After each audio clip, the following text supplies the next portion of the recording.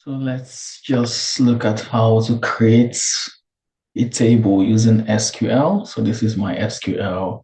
I'm going to open the page. So let me create a new one. Let's see.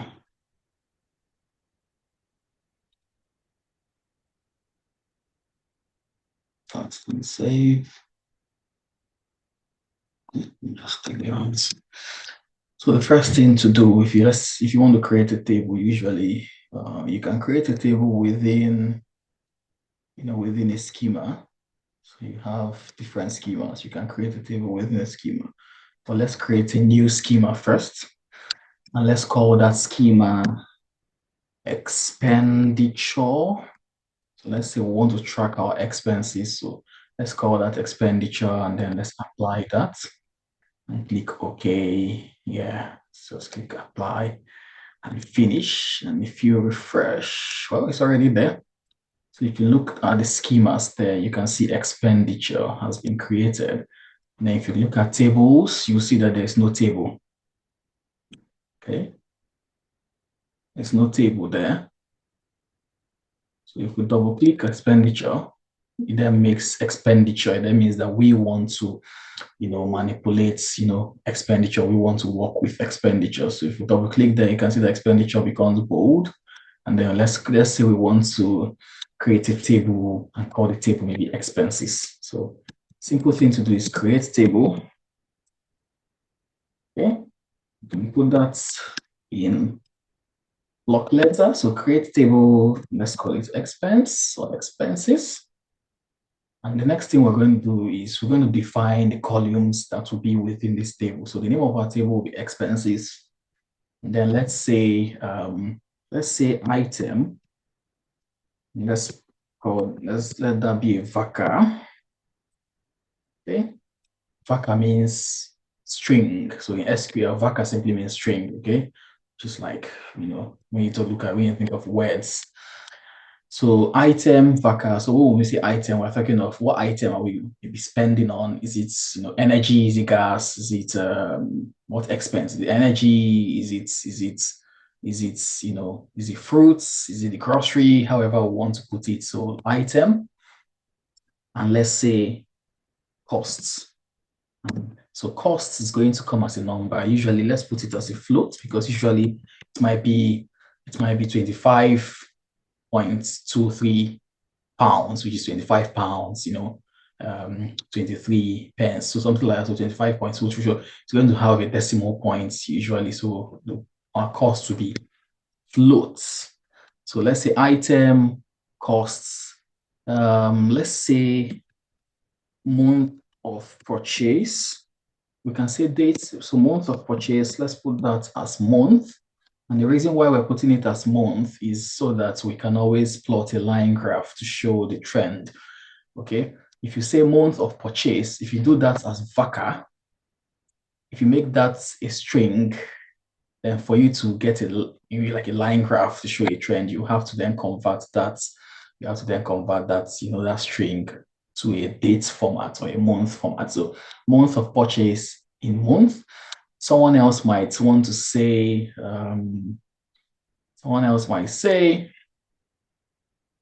dates of purchase, and then you put that as a date format. So we're just creating the format. So date of purchase, date. Well, let's do month of purchase in month, item as a string, which is varchar, and then the cost as float. If you close that,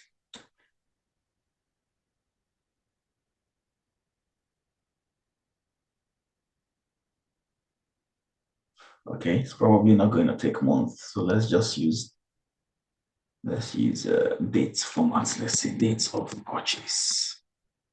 Dates of purchase. Let's use date. You can see it's accepted that. And if we run that and look down here, see, we've created a table. We've created our table. Then if we say select all columns from expenses, from expenses, expenses, if we run this, select all columns from expenses and we run that, you see that the table has been created and it has date of purchase as a column. We have item and we have costs. Okay, so there are no rows yet. We just have the title, the column titles or the column names. We haven't got rows. So how do we insert rows? To insert rows, you now come and say insert into our table, which is expenses, insert into expenses. I think another thing you can do is when you come there, if you refresh this, you see expenses. So you can say insert into, just double click on that, and then it just puts the name of the table. So insert into expenses. Then what values do we want? So values, so date of purchase. Let's say, usually when you're writing dates, the formats for dates is usually the year, the month, and then the date, okay, on the day. So we'll say, let's say 2023, let's say January the 12th, we made a purchase. When you're putting dates, it has to be in quotes, okay, within quotes. So that's our date. So our date of purchase. The next thing is the item. So let's say Apple, okay, Apple, and you put a comma, and then the cost. So because Apple is a string, which is this VACA, it also goes within a quote, and then the costs. So let's say it was 20. Let's say Apple was let's say 1.25. And if you close that, so you've put the date of purchase, which is there. You've put your, take this down.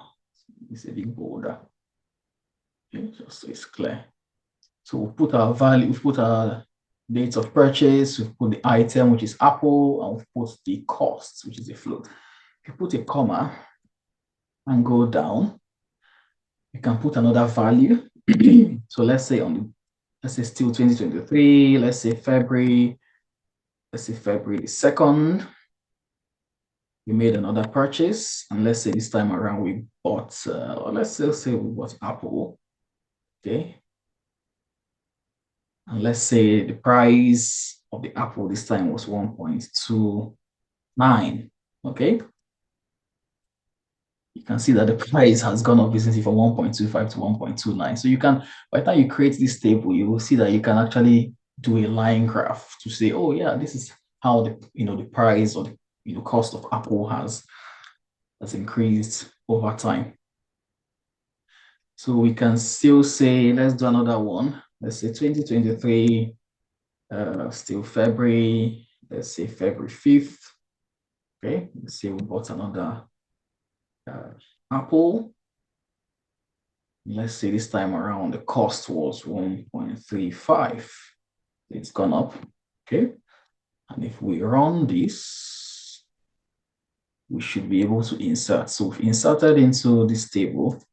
And if we come here, or we just still go here and run this one, select all columns from expenses. If we run that, you can see that we've now added values into our table. So we now have rows. We have the first row that shows the date of purchase and the item was Apple and the costs.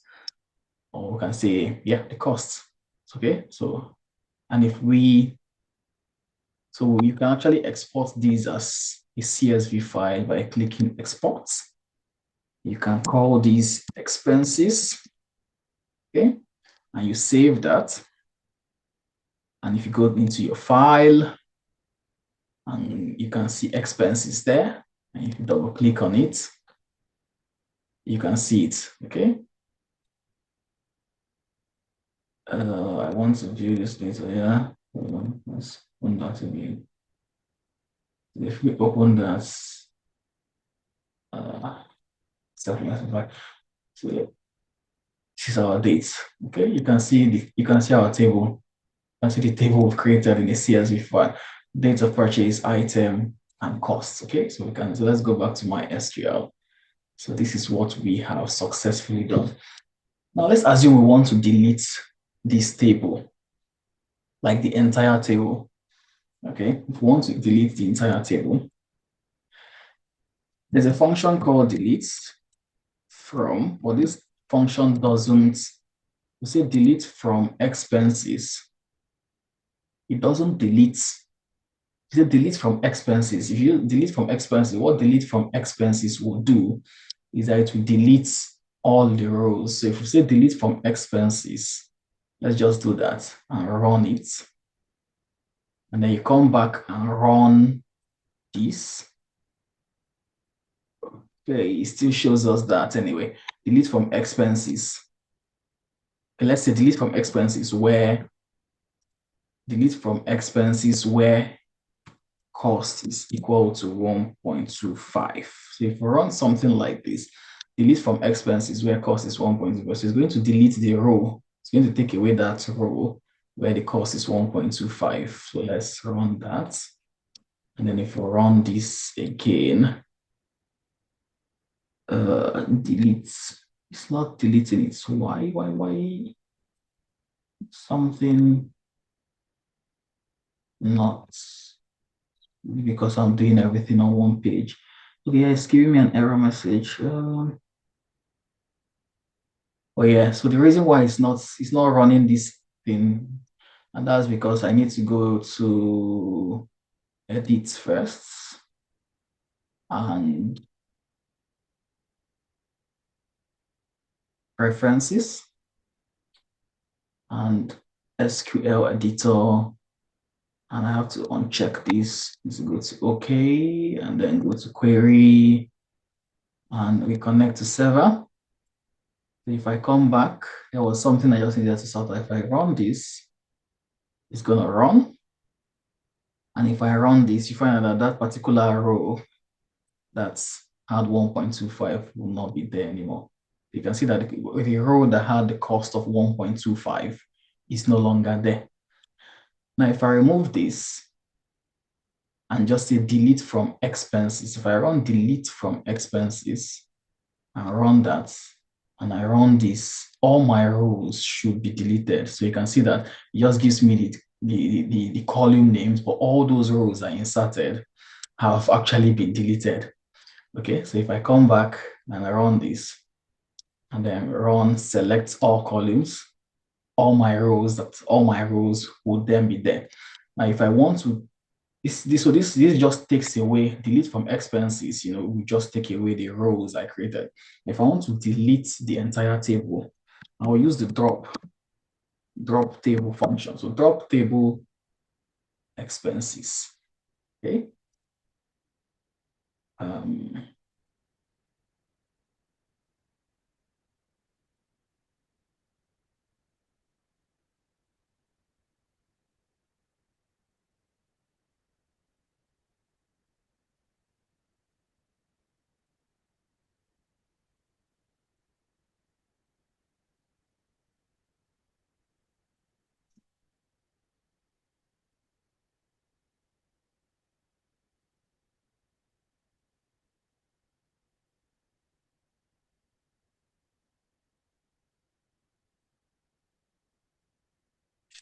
So anyway, so we've just demonstrated how to, how to create a table. Okay, which is what we've done there, how to create a table, the table name, and then its table structure. Then, this one shows you all your columns and then how to insert values into your table and how to delete those rows that you've inserted. Okay, if you want to actually delete the entire table, you actually use this drop table function. I'm not sure why it's telling me I can't do that. So you drop table, use the drop table function to actually delete everything. Well, let's see. Let's find out. Delete. Let's say drop table SQL. Okay, let's look at how it's done on this first one. Yeah, so that's it. So drop table and table name. That's how you drop it. So I'm not sure why it's, so drop table expenses. To top table expenses, and if we run that, it's supposed to drop the table. Yeah, it's done. It's done that. Drop table expenses. Yeah, it's worked. I'm not sure why it was showing me this. Why it's showing this red error sign there? Because it's actually run. If you look down there, drop table expenses has actually run. So it's actually correct. Yeah. So what drop table expenses does is that it deletes that table expenses. So if you come to our expenditure and you look at tables, expenses is no longer there.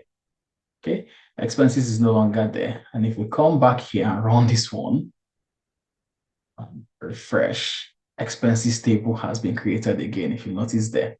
Okay, and if we come back here and drop it and run this drop, you'll see the expenses table has been deleted. Okay, so that's how you create a table, how you can delete rows, and you know, is how you can delete or drop the entire table. All right.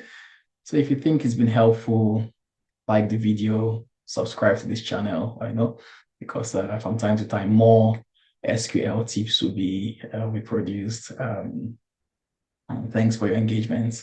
Cheers. Bye.